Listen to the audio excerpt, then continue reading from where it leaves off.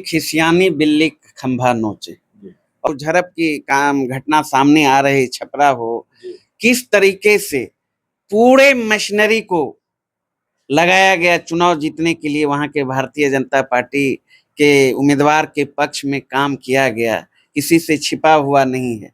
लगातार मुंगेर में भी आपने देखा पिछले दिनों किस तरीके से वोटर को मतदान केंद्र पर जाने से रोका गया।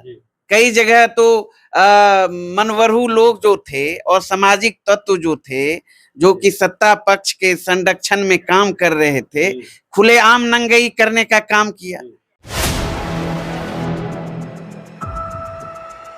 नमस्कार, आप देख रहे हैं 4 PM और मैं हूं अभिषेक मिश्रा। देखिए, बिहार के छपरा से एक बड़ी खबर निकलकर सामने आ रही है। वो खबर ये है कि छपरा में चुनावी हिंसा हुई है और उस चुनावी हिंसा ने इस कदर यह रूप लिया है कि जिला प्रशासन को 2 दिनों तक नेट बंद करने का फैसला, इंटरनेट सेवा बंद करने का फैसला लेना पड़ा है। अब किसी भी इलाके में इंटरनेट सेवा बंद करने का फैसला अगर जिला प्रशासन को लेना पड़े तो वहाँ की स्थिति का अंदाजा आप लगा सकते हैं। लेकिन जिस तरह का बवाल, जिस तरह की चुनावी हिंसा छपरा में हुई है, उस हिंसा से बिहार का सियासी बवाल भी बढ़ गया है या बिहार में भी सियासी बावेला खड़ा हो गया है। जेडीयू ने लालू यादव के खिलाफ मोर्चा खोल दिया है। जेडीयू के मुख्य प्रवक्ता नीरज कुमार ने कहा है कि जब जब लालू परिवार या लालू यादव खुद स्वयं चुनाव लड़ते हैं, इस तरह की हिंसा होती है। आरजेडी के प्रवक्ता अरुण यादव हमारे साथ हैं और इनसे हम बातचीत करेंगे। बड़ा आरोप जेडीयू की तरफ से लगाया गया है, बिहार में सत्ताधारी पार्टी है जेडीयू। अरुण जी, ठीकरा फोड़ दिया है लालू यादव के सर पर। जब जब लालू यादव चुनाव लड़ते हैं, इस तरह की हिंसा होती है और इस तरह की हिंसा का आरोप है।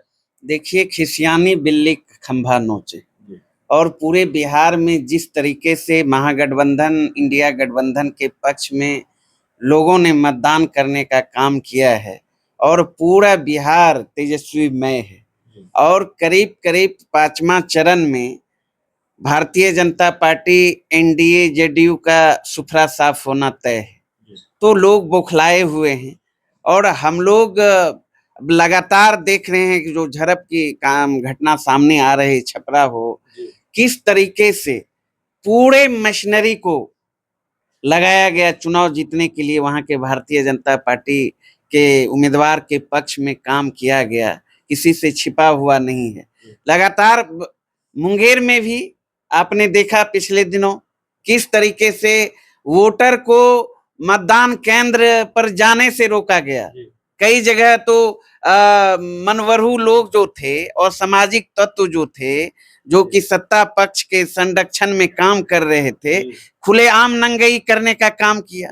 प्रशासन ने भी खुलेआम नंगई करने का काम किया। तो ये जगजाहिर है और चुनाव हार रहे हैं, इसलिए अपने जो है एनडीए के लोग जो है और सामाजिक तत्वों को संरक्षण देकर इस तरह का बवेला खड़ा करने का काम किया जा रहा है।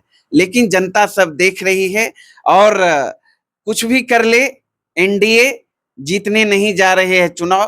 पूरे बिहार की जनता ने मन बना लिया है, एनडीए का इस बार सुफरा तय करना है। एनडीए का सुपरा आप लोग कैसे साफ करेंगे? प्रधानमंत्री नरेंद्र मोदी इतनी मेहनत कर रहे हैं, रात गुजार रहे हैं पटना में। 2 बार उन्होंने रात गुजारी है पटना में। कल भी, इससे पहले भी आए पटना में। पहली बार प्रधानमंत्री ने रोड शो किया। कैसे निपटेंगे? प्रधानमंत्री खूब मेहनत कर रहे हैं बिहार में, पटना में। यही तो समझने वाली बात है। बेचैनी, बौखलाहट। प्रधानमंत्री जी अब तक 12 सभाएं कर चुके हैं जी। और आज 2 सभा है, 14वीं सभा शायद है हमारे ख्याल से, एक रोड शो और 2 दिन रात्रि विश्राम यहाँ करना पड़ा। ये सिर्फ और सिर्फ हम धन्यवाद देना चाहते हैं हम अपने नेता तेजस्वी यादव जी को, जिन्होंने मुद्दे की बात की, रोजगार की बात की, महंगाई की, गरीबी की, लाचारी की, बेबसी की। सवाल तो बिहार की जनता भी पूछ रही है और हमारे नेता भी लगातार प्रधानमंत्री जी से सवाल पूछ रहे हैं। आप आइए, मैं पूरा घूमिए, यहीं घर बना के रहिए, कोई दिक्कत नहीं। लेकिन यह सिर्फ चुनाव में ही क्यों, चुनाव में आके आप बताइए कि आपको बिहार की जनता ने 2019 में 39 सीट दिया था। 10 साल से आप केंद्र में सरकार में हैं, यहां भी 10 साल से डबल इंजन की सरकार है। बिहार को आपने क्या दिया? आपने तो खुद कहा था कि बिहार को विशेष राज्य का दर्जा देंगे। आपने तो खुद ही कहा था, चाहे मुजफ्फरपुर पताही का एयरपोर्ट हो, भागलपुर का एयरपोर्ट हो, पूर्णिया का एयरपोर्ट हो, हम चालू करेंगे। आपने खुद ही कहा था बिहार को विशेष राज्य का दर्जा के साथ विशेष पैकेज भी देंगे, लेकिन आपने तो देने का काम नहीं किया।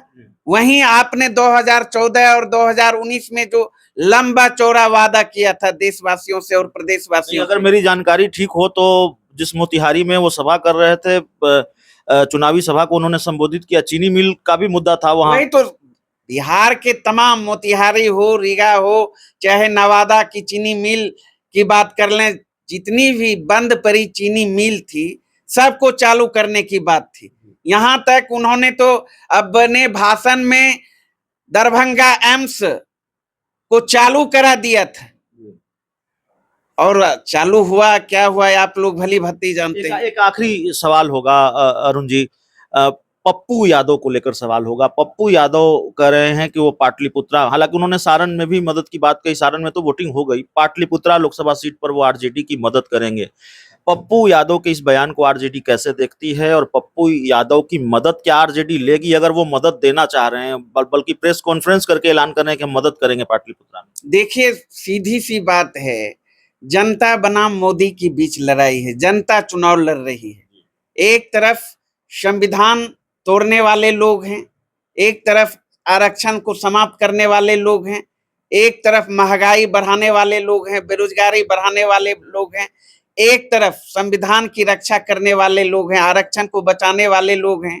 रोजगार की बात करते हैं हमारे नेता तेजस्वी जी, महंगाई की बात करते हैं, गरीबी की बात करते हैं, तमाम जो जन सरोकार के सवाल हैं उसकी बात करते हैं। और जनता एनडीए, पप्पू यादव का साथ लेंगे या नहीं? देखिए, पप्पू यादव का कहीं कोई सवाल नहीं है, और वो उनका व्यक्तिगत कब क्या बोलेंगे उनका कहीं कोई विश्वसनीयता नहीं रह गई है राजनीति में। आपने देखा ही, अब इंडिपेंडेंट वो चुनाव लड़े और एक तरह से उन्होंने तो एनडीए को मजबूत करने का काम किया। थोड़ा सा भी उनको जन सरोकार के सवाल से मतलब रहता, देश के संविधान और आरक्षण के सवाल पर, तो वो जो धारा था उस धारा के साथ रहना चाहिए था। चुनाव एमपी एमएलए बनना ही सब कुछ नहीं है, लेकिन व्यक्तिगत स्वार्थ के लिए उन्होंने क्या किया जग जाहिर है, इस पर हमें विशेष कुछ कहने की जरूरत नहीं। चलिए, तो पप्पू यादव पर बहुत कुछ नहीं कहेंगे, लेकिन जेडीयू पर बहुत कुछ कहेंगे। जेडीयू ने अगर मोर्चा खोला है तो आरजेडी प्रवक्ता अरुण यादव जी ने बड़ा